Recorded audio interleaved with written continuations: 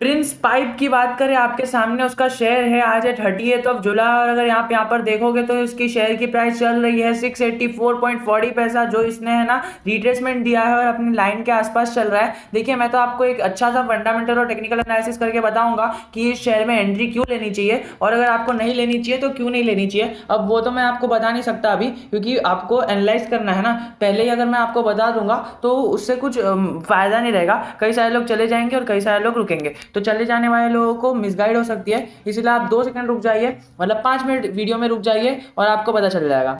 ये जो यहाँ पर हमारी लाइन है ना, ये पिवट पॉइंट की लाइन है। ये पहले उसको तोड़ के नीचे गया, फिर ऊपर गया। हमें फिलहाल तो ये अपनी लाइन के आसपास ही ट्रेड कर रहा है, जो एक नॉर्मल निशानी है। तो इसके अंदर आप इंट्राडे तो अभी नहीं कर सकते फिलहाल, बट हमें तो फंडामेंटल एनालिसिस करने आया है। ये अभी अभी कुछ लिस्ट हुआ है, इसे कुछ ऑलमोस्ट हुए हैं 1-1.5 साल हुआ है, और 1-1.5 साल में यानी आप अनुमान लगा सकते हो 30 जुलाई और 2020 और 8 जुलाई, रुक जाइए थोड़ा सा पहले चले जाते हैं, तो 3 जैन 2020, तो 1.5 साल के आसपास हुआ है, 1 साल 3 महीने के आसपास। और देख सकते हैं इस शेयर ने कितने रिटर्न्स दिए हैं, आपकी आंखों के सामने है। 350% का रिटर्न दिया है, विच इज इनक्रेडिबल। 150 रुपये पे लिस्ट हुआ था और आज कंपनी 700 रुपये पे है। तो यही गेम है कि लॉन्ग टर्म आना चाहिए आपको। ये ऐसा नहीं है कि कोई भी स्टॉक अगर आप देखोगे ना, कोई भी एक नॉर्मल स्टॉक देखो, मतलब कोई भी स्टॉक देखो, तो वो ऐसा सीधा ऊपर चले जाता है, फिर नीचे आते हैं, ऊपर चले जाता है। बट अगर आप इस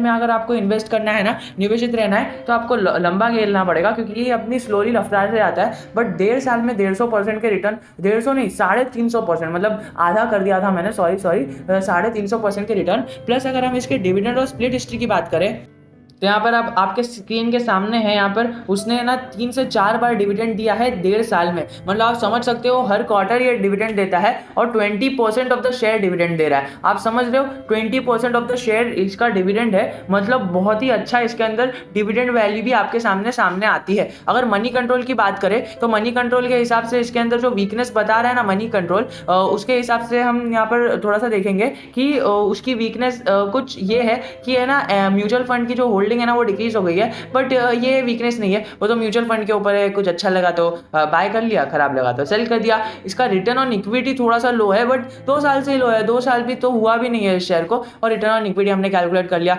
लंबा खेलना पड़ेगा भाई, लंबा खेलना पड़ेगा। हमने देख लिया कितना अच्छा रिटर्न दे दिया है उसने, कितने टाइम में, 1.5 साल के पीरियड में 350% का रिटर्न दिया है। और इसका जो कैश फ्लो है वो डिक्लाइन हो रहा है, और बियरिश रिवर्सल है, वो तो हम आगे जाके देखेंगे कि इसका कैश फ्लो क्या है। फिलहाल अगर हम इसके मार्केट कैप की बात करें, तो हमें पता चलेगा कि इसका मार्केट कैप 7,540 करोड़ का है, जो एक मिड कैप क्वालिटी का स्टॉक है। तो मिड कैप क्वालिटी का स्टॉक है, जो आपको तेजी भी अच्छी खासी देखने मिलेगी, वॉलेटाइल भी देखने मिलेगा। 20% भागा है तो 20% गिरेगा भी, बट ये ऐसा स्टॉक नहीं है जो 20% भाग जाए। आप देखोगे कितना धीरे धीरे चलता है, गिरावट भी आती है, 1 महीने में धीरे धीरे गिरावट आई 4% की। ये तो कोई पेनी स्टॉक तो एक दिन में गिरावट 4% की दे देता है, लेकिन ये मिड कैप क्वालिटी का स्टॉक है। पेनी स्टॉक तो खैर स्मॉल कैप होता है, बट अगर हम यहाँ पर देखें ना, ये थोड़े टाइम से रेंज बाउंड हो रहा है। दैट इज बाय मुझे लगा कि वीडियो बनाना चाहिए। अगर ये स्टॉक में अपॉर्चुनिटी मिल रही है तो इसे बाय क्यों नहीं करना चाहिए, क्योंकि इसने रेंज बाउंड मूवमेंट दिया है over the period of 2 months, और मुझे लगता है कि ये रेंज बाउंड होने के बाद है ना, धीरे धीरे अपना ऊपर का मूवमेंट देख लेगा, खिसक के ले लेगा, जब मार्केट की नजर भी नहीं होगी, और वो फिर से 1-1.5 साल में इतने सारे रिटर्न प्रोवाइड करके अपने शेयर होल्डर्स को दे देगा with dividend and splits and bonuses, which gives us an opportunity कि यार ये तो हमें 350% जो सॉरी 350% भी, ओके 5 साल में 350% है, और 1 साल का रिटर्न देख सकते हैं 500% रिटर्न है। मतलब क्या, कैन यू इमेजिन, अगर 1 साल पहले भी अगर आपने लिया होता ना, तो ये 500% का रिटर्न है। मतलब इनक्रेडिबल है यार ये स्टॉक, मतलब कमाल कर दिया है ना। 115 रुपये पर लिस्ट हुआ था, और अभी आप देख सकते हो कितना है। ये सबसे पहले ये थोड़ा सा नीचे चले गया था ना, इसके लिए तो मतलब लिस्ट होने के बाद थोड़ा सा नीचे चले गया, फिर बाद में जाके जो इसने अपर मूवमेंट दिखाई, वो बका काबिले तारीफ है। और अगर इसका पी रेशियो देखो ना 40 से कम ही पी है, इसका मतलब हम इसमें एंट्री भी ले सकते हैं। अभी देखिए इसके अंदर बेरिश मोमेंट चल रहा है only because of that's technicals के यहाँ पर थोड़ा सा ओवरबॉट जोन में चले गया था। हाँ भले ही पी तो कमी है बट स्टिल वो बहुत ज़्यादा भाग चुका था, रनर अप ले चुका था, तो अब वो रेस्ट करने के लिए थोड़ा सा गया है। देखिए स्ट्रॉन्ग परफॉर्मर है, इसका जो फाइनेंशियल परफॉर्मेंस है वो भी बहुत गुड है और वो एक्सपेंसिव वैल्यूएशन पर भी नहीं मिल रहा है। मतलब जितना उसकी वैल्यू होनी चाहिए थी उससे भी कम वैल्यू है अभी तक।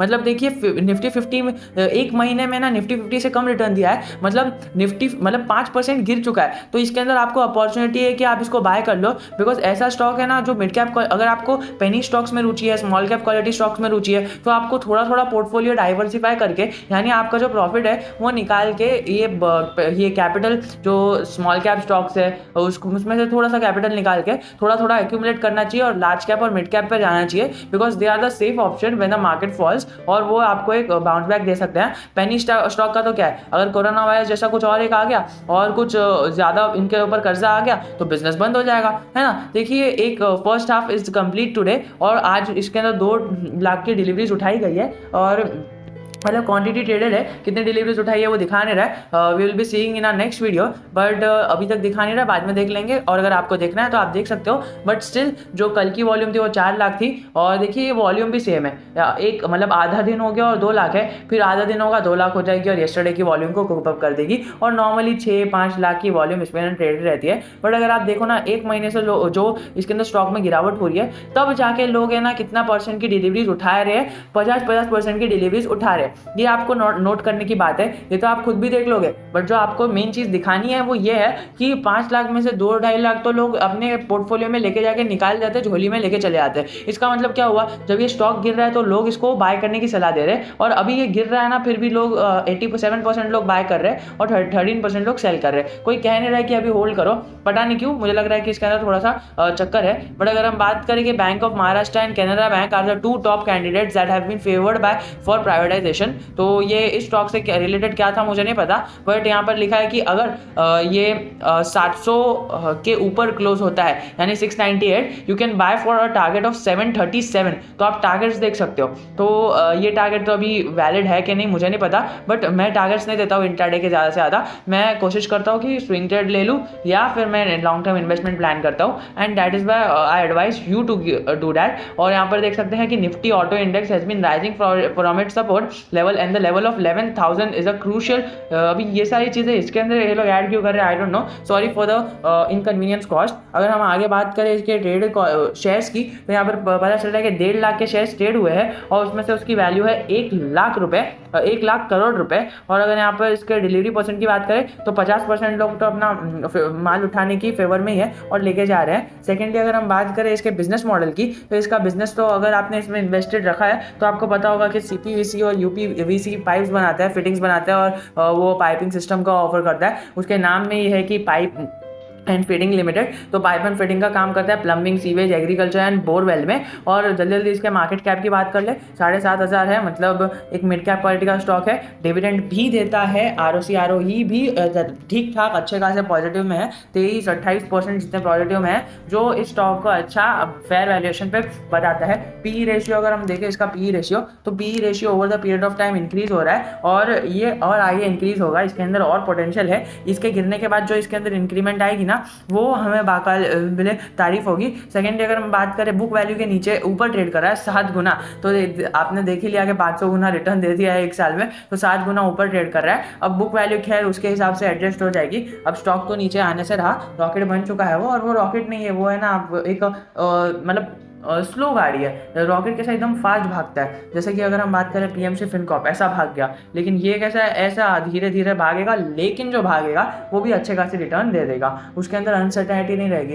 तो कभी समझे 10-15% एक महीने तक गिरता भी रहा, जैसा अभी पिछले महीने हुआ है कि इतना 10-15 5-4-5% गिर रहा है, लेकिन फिर भी स्टॉक इन्वेस्टर्स को एक अपॉर्चुनिटी मिलेगी कि कल होके ये फिर से उठेगा, तो गिरने का कुछ डर नहीं रहता है। बट अगर हम बात करें, कंपनी डेट फ्री है और इसका प्रॉफिट ग्रोथ देख सकते हो आप, 50% का प्रॉफिट ग्रोथ है, मतलब इनका प्रॉफिट ग्रोथ डबल हो गया है। और देखिए कॉम्पिटिटर्स कौन है, एस्ट्रल पॉली, सुप्रीम इंडस और इंडस्ट्रीज, फिनोलेक्स इंडस्ट्रीज, और ये सारे हैं। और ये नीकमल जो है ना, इसको भी इसने पीछे छोड़ दिया है मार्केट कैप के हिसाब से, और इनको पीछे छोड़ के एकदम बीच में बैठा है, ना ऊपर ना नीचे, ठीक है। और इसके सेल्स रेशियो की बात करें तो सेल्स जो इसके बड़े हैं ना, वो आपको देखना चाहिए। ये मार्च के क्वार्टर में जब कोरोना वायरस नया नया आया था, तो आप देख सकते हो सेल्स ऐसे हो गए थे।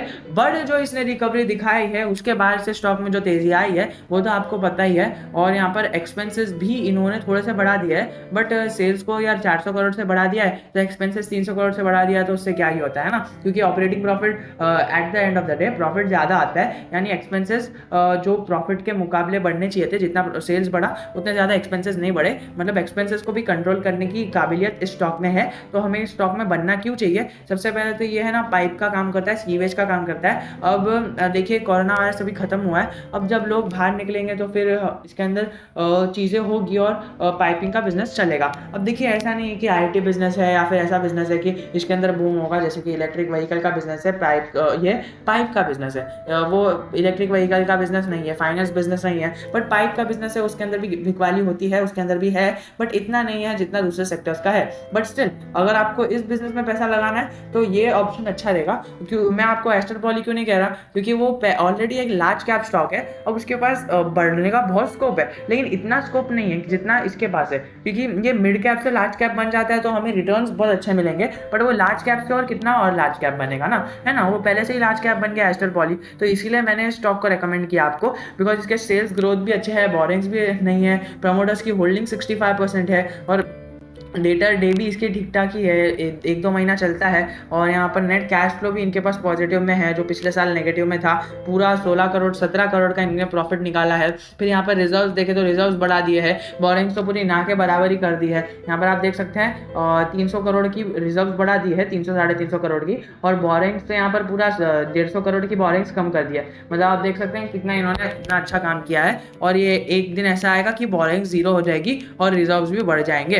तो आशा करता हूँ आपको वीडियो पसंद आया होगा। टिकर टिप के हिसाब से अगर हम इसके वैल्यूएशन की बात कर लेना, तो इसको जो स्ट्रेंथ्स है वो ये है कि प्रमोटर होल्डिंग ज़्यादा है और इसका कैश फ्लो अच्छा है, इन्हें कैश फ्लो मेंटेन करना आता है, और कंपनी है ना क्वार्टरली है ना, और रिटर्न ऑन इक्विटी भी बहुत अच्छा दे रही है बार बार। और इसकी लिमिटेशंस क्या है कि इसका जो रेवेन्यू ग्रोथ है वो कम है, लेकिन प्रॉफिट ग्रोथ है, तो फिर वो कोप अप हो जाता है, तो इसको हम हटा ही देते हैं यहाँ से, हमें ये सब नहीं चाहिए। सेकेंडली अगर हम बात करें, कंपनी का जो कैश फ्लो है वो नेगेटिव में था, बट अब पॉजिटिव में है। हमने अभी देख लिया था कि उस 9 करोड़ के नेगेटिव में था, वो 9 करोड़ के कर्जे को तो हटाया ही हटाया, और 8 करोड़ अपने उसके अंदर लेके आ गया, जो एक अच्छा साइन है। अगर डिविडेंड की बात करें तो डिविडेंड 2 बार दिया है, बोनस देखे तो बोनस नहीं दिया है, राइट्स इशू नहीं किया है, और स्प्लिट भी एक भी बार नहीं दिया है। तो इसका मतलब क्या हुआ, अगर आपको स्प्लिट चाहिए ना तो आप इस कंपनी में आराम से चले जा सकते हैं। अभी तक इसने स्प्लिट नहीं दिया है, बोनस नहीं दिया है, मतलब इसका पहला बोनस और स्प्लिट जो होगा ना, तो उससे आपको बहुत फायदा होगा। जैसा कि आपको विप्रो की कहानी पता ही है,